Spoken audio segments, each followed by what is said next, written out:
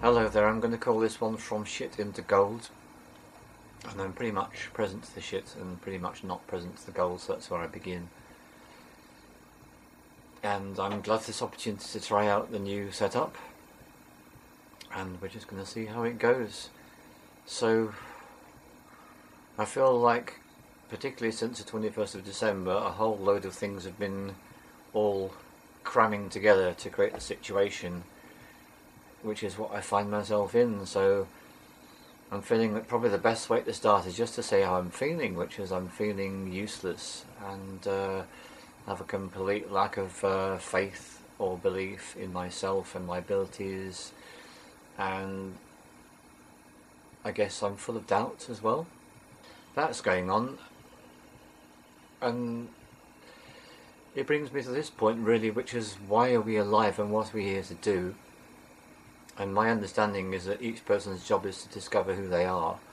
And I feel that particularly since the 21st of December last year, it's as if I've been catapulted onto some new track, which is actually pretty painful and difficult, and very much not how I expected things to be. I think, well, I'm perfectly well aware that there has been a lot of naivety in me with regard to that date.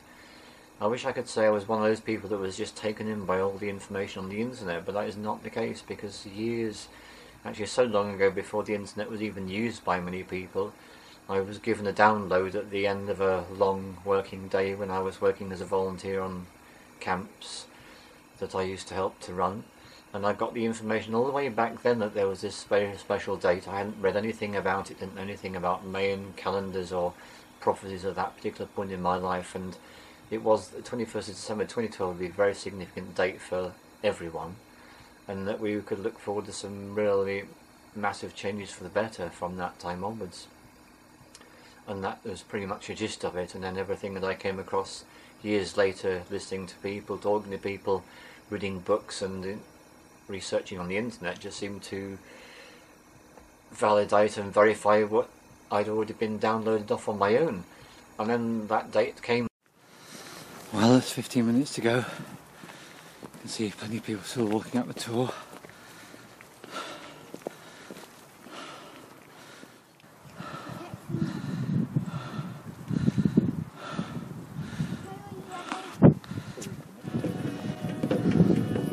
And I'm very grateful that I was actually able to be on the top of Glastonbury Tor with a lot of people, many hundreds.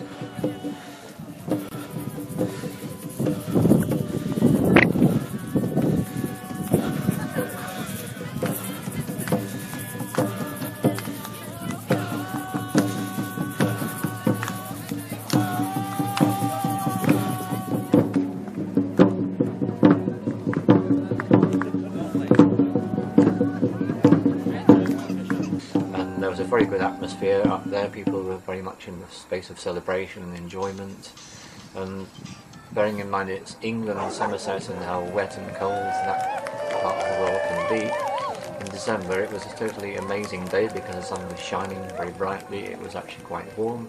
The wind was very low, which is rare on Glastonbury Tor. When we looked down at the fields below us, we could see many of them were flooded because of the excessive rain.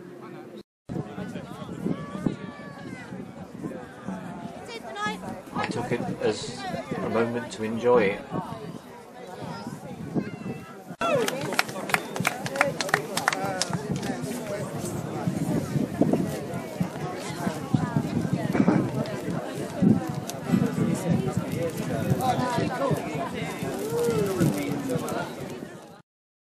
And all my expectations didn't really come to pass in the way I thought they would be. And so this is my opportunity, first of all, to apologise to anyone who's watched any of my films about 2012 and feel let down, and which is just to say that certainly wasn't my prevailing feeling, especially for about 3-4 days afterwards. I felt very much those feelings. Since then, things have moved on, and the first thing I was aware of is that I could feel that something had happened of momentous significance on that date, and I was aware of it in a very, very faint, subtle way. In other words, if I gave my attention to anything else, then it was completely not in my awareness. But as soon as I calmed and quietened myself, then I could feel that there's a sense of things have moved on in a way that I can't understand. And so that's still what I feel. I still feel that we have been through something momentous. And at the moment, I know that from what little I've read on the internet, and I read as little as possible these days, but the general consensus is that January is a particularly difficult month for light workers. So the month following December was supposed to be a time that is going to be particularly challenging for them. And the way I see it, it's really been a time for any unresolved negativity to really come to the fore and just face whatever it is that you need to face. And one of the things I've become aware of is that there are certain people who've had very strong expectations about me, that I would do this and I would do that in their lives. And it seems that the people I've worked hardest for, especially with the healing, there's only one person that I've worked for 6 solid weeks for, over 12 official sessions plus other unofficial sessions. And actually what I seem to have managed to do is to create an absolute torrent of anger and hostility and hatred towards myself. So it's been a really fascinating and unexpected outcome from that particular piece of work. And interesting enough, it chimes in with some advice that a friend gave me quite recently, which is that the people I help the most are the ones that are most likely to show the greatest resentment towards me. I'm thinking, quite funny that this person can pick this information up and here I am actually on the receiving end. So this is, I suppose, one of my dilemmas is my openness, which gives me the ability to do the work that I do, creates my ability to doubt myself. It also creates my ability to be aware of other people's hostility towards me, and I literally feel that I'm being dragged down by it. And I would use a very particular word which I'm not happy or comfortable to use, but I've been feeling poisoned for the whole of January. That's about the size of it. Not an easy thing to deal with. So there was some fascinating information that came my way at the very end of December, early January. And it came from 2 different sources. One of the people I trained in the USR training, he recommended this book to me, and then within an incredibly short space of time I found myself in someone's house, and they then put the book into my hands and said, "Here, this book's yours." That person is also a shaman, so quite remarkable. And it's called The Cosmic Serpent, and it's by Jeremy Narby. And as I read through that book, I could detect something of truly profound significance for me and for everyone else, and I could get a tiny glimpse about where that all could go. And it seems that almost as soon as I managed to get that download, then I've just been very, very ground down by everything, really. One of the things that's very disappointing to me personally is that I had the expectation that by the time the 21st of December came and the Mayan calendar had completed its long count, and we would be in a completely new Mayan calendar, which meant that we were in a space that would be totally free and open for us all to create, that things would start to go in a really wonderful way for humankind. So one of the ironies I feel that I'm facing is that I've got this new information I'm bursting to research more about and share with everyone, and on the other hand I feel more oppressed than I've done for a considerable period of time. So this is what I wanted to link into about a minute ago, and I forgot my point. I've just got it back, which is just one of the things I was looking forward to, is the end of the old Mayan calendar and the beginning of a prophecy-free time. I had, again perhaps quite naively, foresaw that astrology and the tarot and all those methods of divination wouldn't be of any use. And to my great disappointment, I'm finding they're still as appropriate and applicable as ever. So then I tune into this particular time that we're in. So we're sitting down filming this, I believe, on the 28th of January. And the 28th of January is towards the end of a particular 10-day period in January, and it's under the influence of a particular tarot card, which is called the Five of Swords. And the Five of Swords translation is defeat. And I've been experiencing just all sorts of endless defeating moments, and I feel I've been more in tune with them than I've ever been in tune with them before. I'm finding it difficult that that's the case, and it's down to such little things as managing to drive from one end of the country to the other and just miss all the snowstorms, which is great, and then actually park up, and then the blizzards start, and then having to enroll my friend to take time out and use his vehicle to drive down this very dangerous track and load all my things into his 4x4 vehicle and very gingerly and carefully drive back up. And by the time that was done and it was unloading everything, then the next thing I knew I'd strained my back, and I realised that was because of the excessive cold combined with twisting awkward positions, tending to get too tense. And so that would be Friday, and here we are Monday, and I've spent Friday evening, Saturday and Sunday in a state of cold all the time, which I find very difficult. It was another example of defeat, because the wood burning stove, which normally does such a good job in the Octagon, just simply wasn't doing it. The temperatures were low, but the wood burner just was doing such a very, very poor job, and there was virtually no wood to speak of, so that was all a bit defeating. In fact, it was about 4 o'clock this afternoon that it finally started to work, so having arrived on Friday afternoon and it's now Monday afternoon, I've only just been experiencing some heat, and that's a big deal for me. So I could go on and on talking about endless little defeating circumstances, and that's not really the point. The point is just to share how these things do happen with all of us, of course, because that's the whole point. We all get these difficult times, and it's how you deal with them. And one of the things I'm particularly aware of is a piece of music called Point of View by a group called DB Boulevard, and in there what the singer is talking about is all these things which has got wrong in their life, and hey, I could get really brought down by these things, or I could just look at the positive, look at the fact that the sun is shining, the nature is beautiful, the wilderness is lovely, and just tune into whatever it is in your life that is enjoyable. So when I then gave myself time to think, well, what is all this about? One of the things that occurred to me is that I gave it my all last year with the USR training, and I set myself up to go anywhere in the world, and did go to some very interesting places and did some very good trainings, I felt, and people who received them felt so too. Now 26 people apart from myself who can do this work. And one of my really big disappointments is to realise that, as far as I know, there's nothing much going on with these people who've done this training in that sense, as I don't believe that very many of them are actually practicing.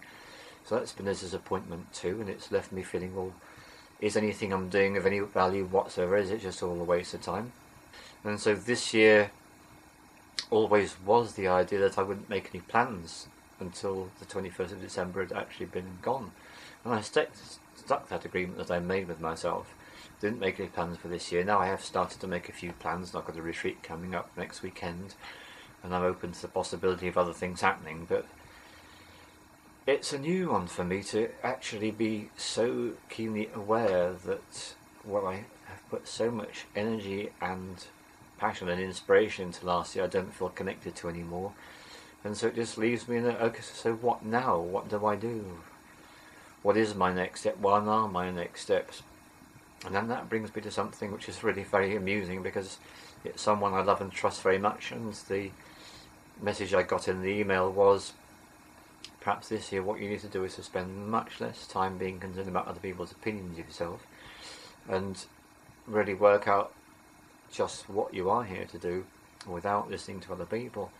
And I can remember it's something that I discovered some years ago when I undertook some kind of a life survey, and it suggested that yes, you're one of those people that listens far too much to other people's opinions.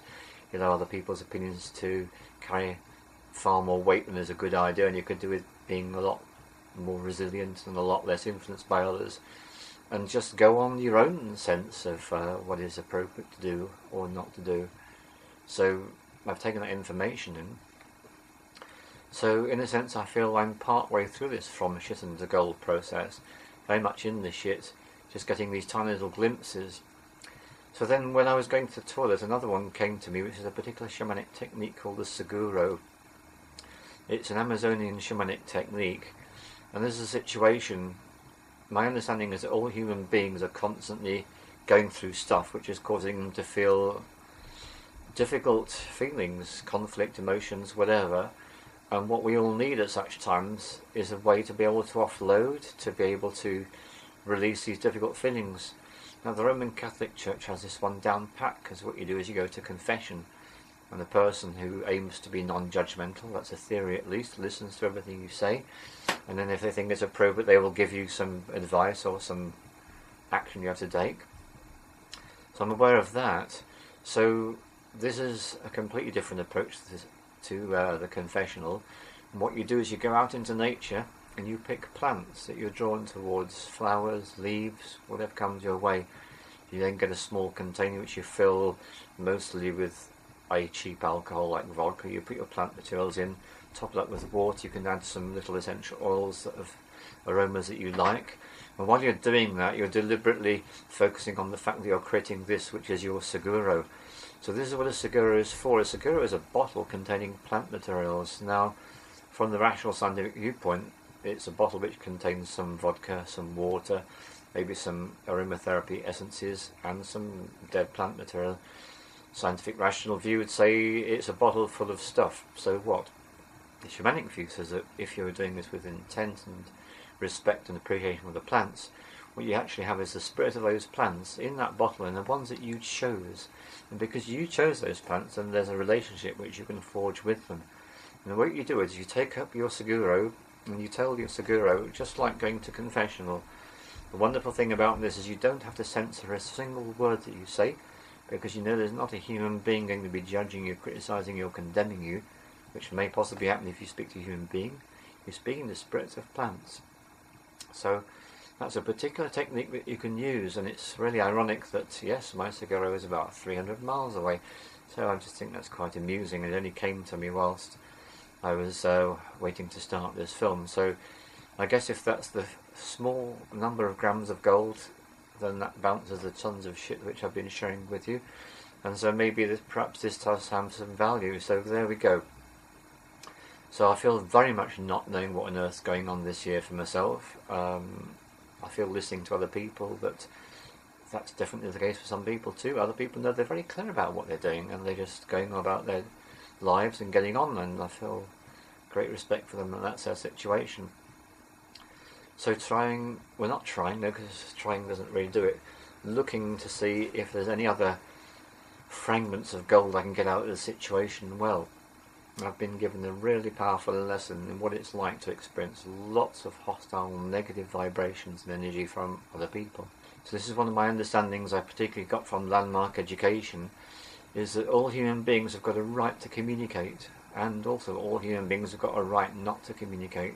And this is a very important thing to add. This is their belief system, their philosophy. Also, a person who chooses not to communicate has no expectation that they have to share the reasons why. In other words, if you choose not to communicate, that's your choice, and if you choose not to give the person an explanation, that's also fine.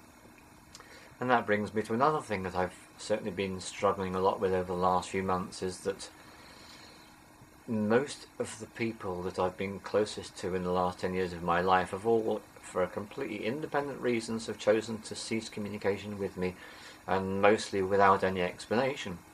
And I did make a number of attempts to see if the people wanted to get in touch, and eventually I just had to accept the fact that as my very simple requests were not being answered, that's what I've got to take from it. So these people are exercising their human right not to communicate, exercising their human right not to explain. And if I choose to feel very hurt by this, then that's my choice, and certainly I have. So there is stuff to be learnt from this, and I feel I'm only part way through this learning process of what it is to understand from this. And I'm also aware that this is winter time, nothing like snow to make it clear that it's winter, and this is a time I naturally tend to go into retreat mode, into hibernation mode. So I feel this is probably what I will spend a lot of the winter doing, is actually having very little communication and just taking it very, very quiet, and responding to people as I'm required to do in terms of emails coming through where people are asking me questions. I'm aware that I'm not completely on the ball. I've let it slide for a couple of days now, and I don't do that very often. And maybe I might need to actually institute something, so I do have a couple of days off from emails a week. Maybe that's exactly what I need to do. So I do want to acknowledge that whenever we go through really dark, difficult, depressing times, when we feel there's no point to anything, there is a great value in that experience. And certainly what I found is every time I've been in one of these really difficult states, there is something to be gained, some benefit. So I go to one of the permaculture axioms, and one of theirs is the problem is the solution. So if the problem is everything seems to have just turned to shit, then there is a solution in that very fact. And as Dan has said, and I'll say it again because I'm not sure whether it was on the film, but this year, 2013, does seem to be an opportunity for re-evaluation for us all. But rather than it being something presented quite politely as maybe you might want to do this, it's as if it's been really thumped into us all with a big blow of some description.